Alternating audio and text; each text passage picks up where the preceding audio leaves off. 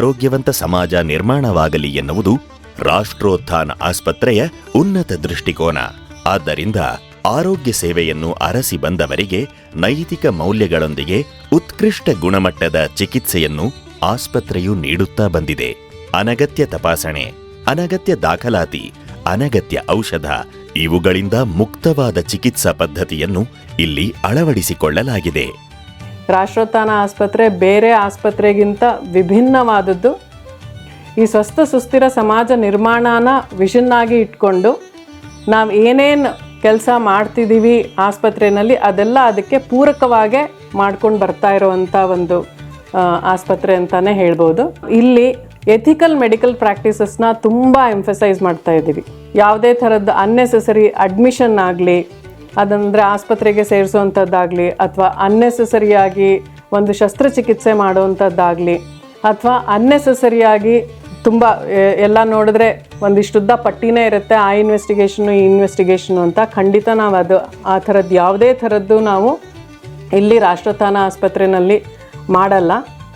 ಯಾವ್ದಾದ್ರು ಪೇಷಂಟು ಹಿಂದೆ ಯಾವ್ದಾದ್ರು ಲ್ಯಾಬ್ನಲ್ಲಿ ಮಾಡಿಸ್ಕೊಂಡು ಬಂದಂಥ ಒಂದು ಇನ್ವೆಸ್ಟಿಗೇಷನ್ಸ್ ಇದ್ರೂ ಆ ಲ್ಯಾಬು ನಂಬಿಕೆ ಉಳ್ಳೋ ಅಂಥ ಲ್ಯಾಬ್ ಇದ್ದರೆ ನಾವು ಖಂಡಿತ ಮತ್ತೆ ಅದನ್ನು ರಿಪೀಟು ಕೂಡ ಮಾಡಿಸಲ್ಲ.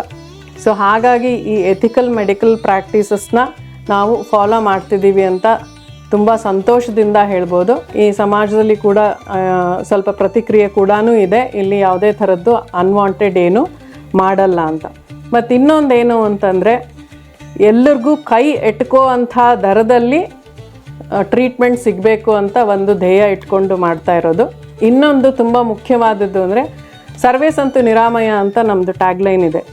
ಸೊ ಆಸ್ಪತ್ರೆಗೆ ಚಿಕಿತ್ಸೆಗೆ ಒಂದಕ್ಕೆ ಅಲ್ಲ, ಹೆಂಗೆ ರೋಗ ನಿರೋಧಕ ಶಕ್ತಿನ ನಾವು ಹೆಚ್ಚು ಮಾಡ್ಕೋಬೋದು, ರೋಗ ಬರದೇ ಇರೋದನ್ನ ನಾವು ಹೆಂಗೆ ತಡಿಬೋದು ಅಂತ ಒಂದು ಅವೇರ್ನೆಸ್ ಕೊಡಬೇಕು ಜನಗಳಿಗೆ ಅಂತ ಕೂಡ ನಾವಿಲ್ಲಿ ಒಂದು ಲೈಫ್ ಸ್ಟೈಲ್ ಕ್ಲಿನಿಕ್ ಅದನ್ನು ಕೂಡ ಕಂಪ್ಲೀಟಾಗಿ ಉಚಿತವಾಗಿ ಮಾಡ್ಕೊಂಡು ಬರ್ತಾ ಇದ್ದೀವಿ. ಈ ಲೈಫ್ ಸ್ಟೈಲ್ ಡಾಕ್ಟ್ರ್ ಅಂತ ಏನು ಹೇಳ್ಬೋದು, ಅವರು ಎಲ್ಲ ಇಲ್ಲಿ ಬರೋವಂಥ ಎಲ್ಲ ಹೊರ ರೋಗಿಗಳಿಗೆ ಮತ್ತು ಒಳ ರೋಗಿಗಳಿಗೆ ಮತ್ತು ಅವ್ರ ಜೊತೆ ಬಂದಿರೋವಂಥ ಅಟೆಂಡೆಂಟ್ಸಿಗೆ ಕೂಡ ಕಂಪ್ಲೀಟಾಗಿ ಉಚಿತವಾಗಿ ಅವ್ರದ್ದು ದಿನಚರಿ ಹೇಗಿರಬೇಕು, ಅದು ಅವ್ರದ್ದು ಊಟ ಇರ್ಬೋದು, ಅವ್ರದ್ದು ನಿದ್ದೆ ಇರ್ಬೋದು, ಸ್ಟ್ರೆಸ್ ಲೆವೆಲ್ ಇರ್ಬೋದು, ಏನೇನು ಕ್ರಮಗಳನ್ನ ಕೈಗೊಳ್ಳಬೇಕು ಅದು ಕೂಡ ಉಚಿತವಾಗಿ ಇಲ್ಲಿ ನೀಡಲಾಗುತ್ತಿದೆ.